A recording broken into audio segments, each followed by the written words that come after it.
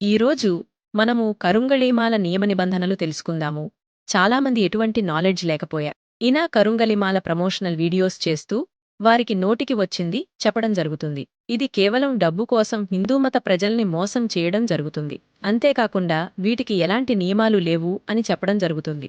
కరుంగళిమాల అంటే సాక్షాత్తు మనము కుమారస్వామితో పోలుస్తాము. అంటే ఎంత పవిత్రమైనదో మనము తెలుసుకోవచ్చు. కాబట్టి తప్పనిసరిగా నేను చెప్పే ఈ నియమాలు పాటించడం చాలా మంచిది.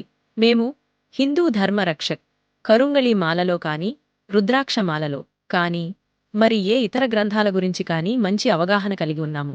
దయచేసి ప్రతి ఒక్కరూ ఈ నియమాలు పాటిస్తే మీకు మీరు అనుకున్న గమ్యానికి త్వరగా చేరుకుంటారు.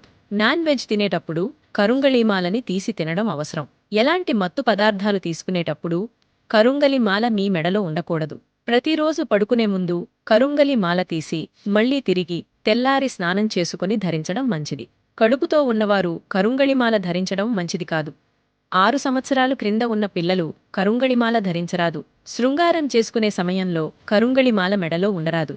నేను చెప్పినవి అన్ని పాటిస్తే మీకు అనుకున్న పనులు జరుగుతాయని తెలియచేస్తున్నాను. ముఖ్య గమనిక: కరుంగళిమాల వల్ల మీ జీవితంలో ఎటువంటి అద్భుతాలు మాత్రము జరగవు. కేవలం మీపై ఉన్న చెడు దృష్టి మాత్రము తొలగుతుంది. అంతేకాకుండా ఏ పని అయినా సరే అంతరాయం కలగకుండా చూసుకుంటుంది.